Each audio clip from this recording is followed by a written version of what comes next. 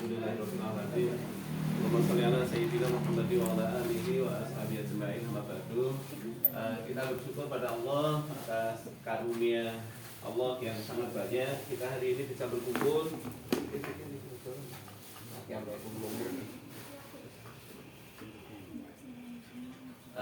Mudah-mudahan kenikmatan yang senantiasa kita syukuri semakin banyak. Allah merahmati kita, memberkahi kita, ya, memberikan hikmah kepada kita.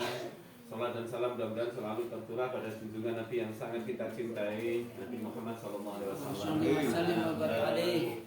Alhamdulillah, kesempatan yang sangat baik kita berkumpul, ya, sebagai keluarga besar Bani Senen, ya. Mudah-mudahan kita berkumpul dengan kasih sayang, kita berkumpul dalam keadaan berpuasa. Mudah-mudahan nanti di akhirat kita berkumpul dalam kebahagiaan di surganya Allah. Amin. Amin. Amin ya rabbal alamin. Sedikit, ya, khususnya untuk anak-anak, ya. Satu kali ada seorang sahabat datang pada Rasulullah, tanya gini, ya Rasul, ayul amali ahabbu ilallah. Rasulullah, amal yang paling dicintai Allah itu apa? Ya, Rasul kemudian menjawab, ya, amal yang paling dicintai oleh Allah itu yang pertama as-salatu ala waqtiha, salat tepat pada waktunya. Suma ayun, kemudian apa ya Rasul? Wa birrul walidain, berbakti pada kedua orang tua. Suma ayun, kemudian apa ya Rasul? Kata Rasulullah, wal jihadu fi sabilillah.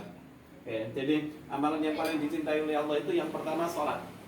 Ya, anak-anakku semua, salat itu amalan penentu nasib kita. Ya, seperti yang Allah, apa itu Rasulullah pernah sabdakan, yang pertama kali dihisab nanti di akhirat adalah salat kita. Kalau salat kita baik, maka yang lain dianggap baik. Kalau salat kita buruk, maka yang lain dianggap buruk. Maka dari itu, salat ini harus mendapatkan perhatian yang sangat prima dari kita, karena itulah penentu nasib kita nanti di akhirat. Ya, makanya kalau bisa upayakan sholat kita sholat terbaik yang kita lakukan, Jadi kalau kita mampu melakukan yang terbaik, jangan sampai level di bawahnya. Terbaiknya bagaimana? Yang pertama, pastikan bahwa sholat kita benar secara fikih. Shollu kama ra'aitumuni usolli, sabda Nabi, sholatlah kalian semua seperti sholat saya, seperti kalian lihat sholat saya. Maka dari itu yang pertama, sholat kita harus kita pastikan, kita yakinkan sama dengan sholatnya Rasul. Ketika berselisih, berbeda, maka kita harus sangat khawatir, bukan sholat itu yang diperintahkan. Kemudian yang kedua, kerjakan sholat awal waktu. Ya, seperti kita kalau menyuruh anak kita, begitu kita suruh langsung kerjakan, itulah ketaatan yang paling membuat kita berkenan. Ya, jadi kalau masuk waktu sholat, kerjakan sholat. Awal waktu adalah ridha Allah, tengah waktu rahmat Allah, akhir waktu pengampunan Allah. Tingkatan paling tinggi adalah apa yang membuat Allah ridha. Kerjakan sholat di awal waktu. Kemudian demi kesempurnaan sholat kita juga, kerjakan sholat itu dengan berjamaah. Ya. Jadi sholat berjamaah itu pikir kita jangan gini, sholat jamaah itu sunat. Kalau kita meninggalkan tidak dosa. Kalau kita berpikirnya begitu, maka meninggalkan sholat jamaah kita tidak menyesali. Dan sesuatu yang tidak kita sesali, maka kita akan mengulanginya lagi. Maka ketika kita ketinggalan sholat jamaah, kita harus berpikir kita kehilangan kesempatan. Kalau teman-teman kita bisa berjamaah dapat 27, kita dapat 1. Ya, itu yang harus kita ingatkan pada kita. Kita cuma dapat 1, teman kita 27. Dan ketika kita ketinggalan satu waktu, misalnya zuhur kita tidak jamaah hari itu, maka kita tidak bisa menambalnya. Kalau nanti asar kita jamaah, untuk asar. Zuhur besok jamaah, untuk besok. Maka dari itu kalau bisa, setiap sholat fardu kita upayakan berjamaah. Ya, karena jamaah 27, sementara sholat sendirian cuma 1. Ya, Rasul pernah nyarankan gini, setiap masuk waktu sholat, berpikirlah bahwa sholat yang akan kita lakukan itu mungkin saja sholat terakhir. Kenapa mungkin saja sholat terakhir? Karena setelah sholat itu apapun bisa terjadi pada kita, terutama datangnya ajal yang kita tidak bisa prediksi kapan datangnya, tapi kita pastikan akan menjemput kita. Ya. Kemudian kalau mengerjakan sholat jamaah, upayakan yang terbaik yang kita bisa. Kalau bisa muafik, artinya waktu imam takbir kita sudah berada di belakangnya, lakukan dengan muafik. Upayakan jangan masbuk. Ini anak-anak, perhatikan ini. Upayakan kalau jamaah jangan masbuk. Karena kata Nabi, Allah akan mengakhirkan urusan orang-orang yang suka belakangan. Jadi orang-orang yang suka belakangan urusannya akan diakhirkan oleh Allah. Ya, oleh sekolah carry, oleh gawean carry, oleh bojo carry. Itu kalau kita biasa terlambat. Maka fastabiqul khairat, semua kebaikan berlombalah untuk kita dulu. Syukur paling dulu. Ya. Terus kemudian sholat, berkaitan dengan sholat ada ayat yang mengatakan wasta'inu bisabri wassalah wa innaha lakabiratun illa 'alal khashiin. Jadikan sholat dan sabar itu sebagai penolong kalian. Artinya apa? Ketika kita menghadapi sesuatu yang berat, jadikan sholat sebagai penolongnya. Rasul itu setiap akan memberangkatkan pasukan perang, Rasul menyempatkan sholat 2 rakaat. Agar apa? Allah memberikan pertolongan. Padahal Rasul kan sudah sangat dekat dengan Allah, doanya sangat didengar oleh Allah. Tapi Rasul menyempatkan sholat 2 rakaat. Seperti yang dipesankan oleh Allah, setiap kesulitan yang kalian hadapi, persoalan berat yang kalian hadapi, mintalah pertolongan dengan sabar dan sholat.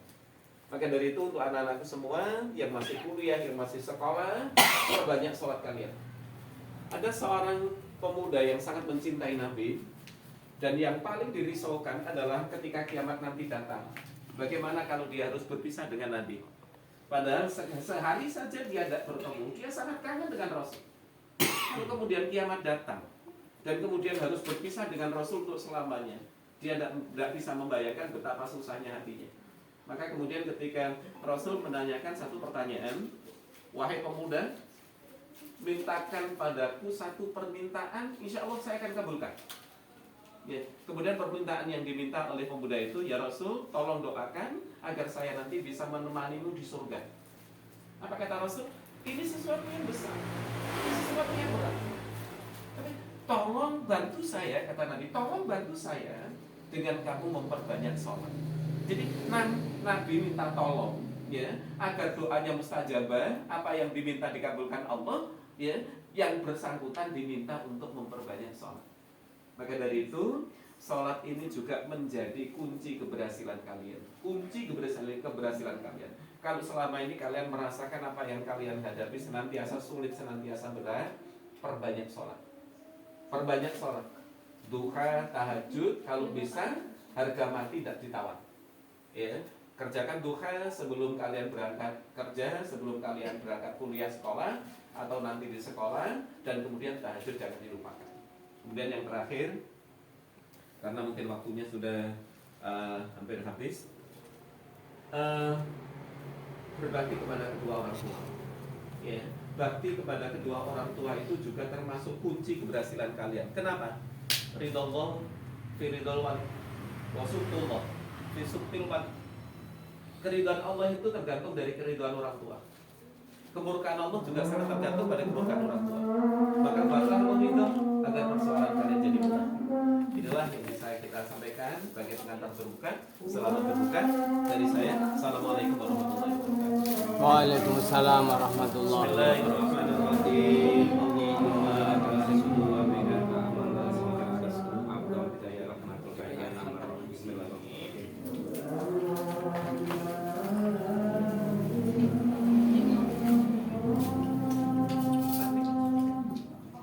Babi.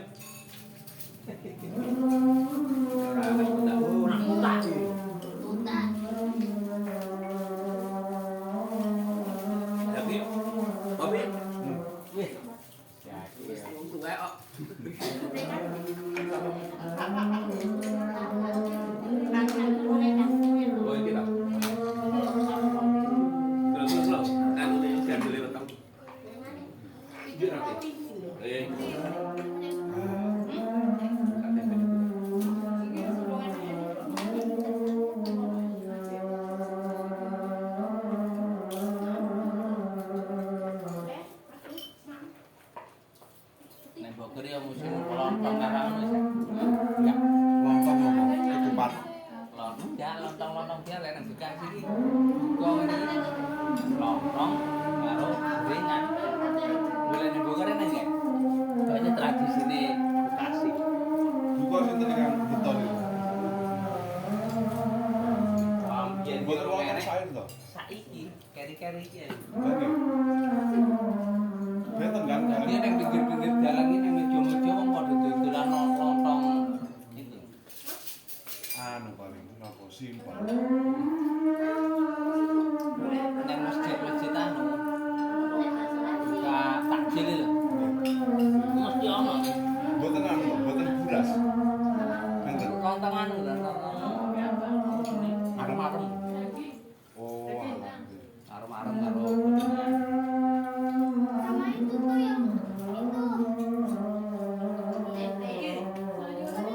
Ki yang pengen kalengan. Tunggu.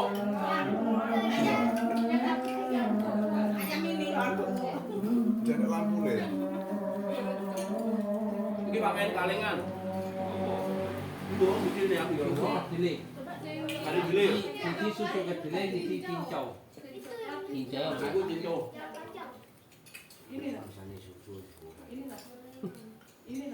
gorengan itu loh. Sama gorengan. Ya baru. Salat sih, engko salat saya buka.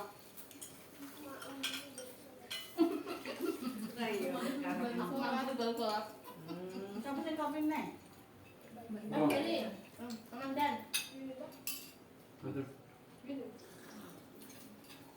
Iya. Tang.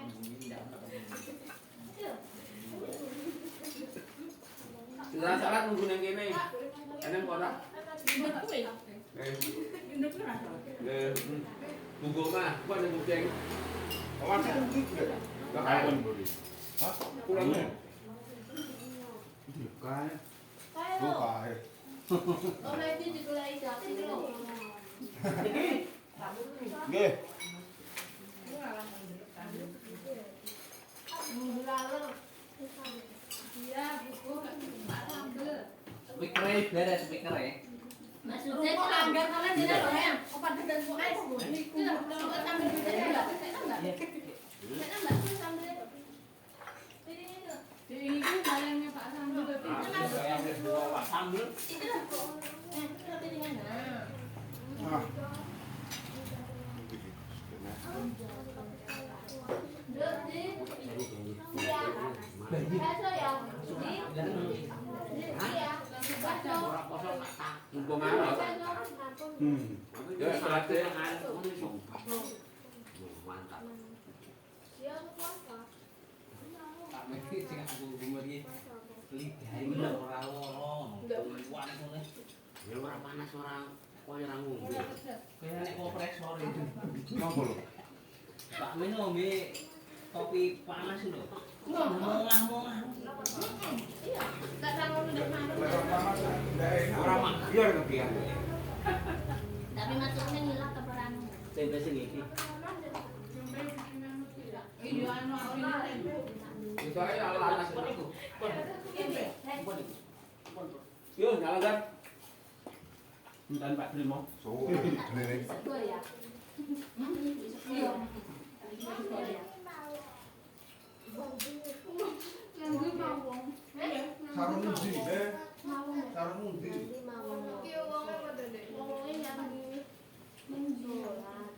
Oh, tolak lho. Oh, ini kan nanti kok.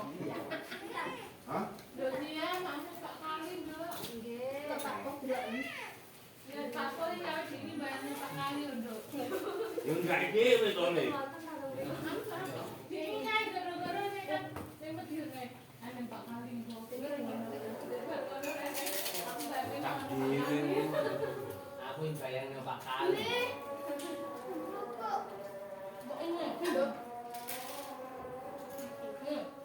Loh, mati. Mati tuh ya. Tangkap ya. Pintar.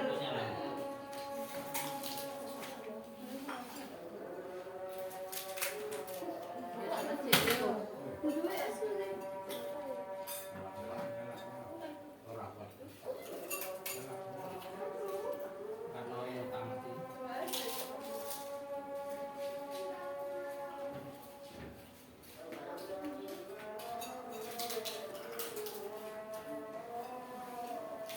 Dosia di zaman bakso.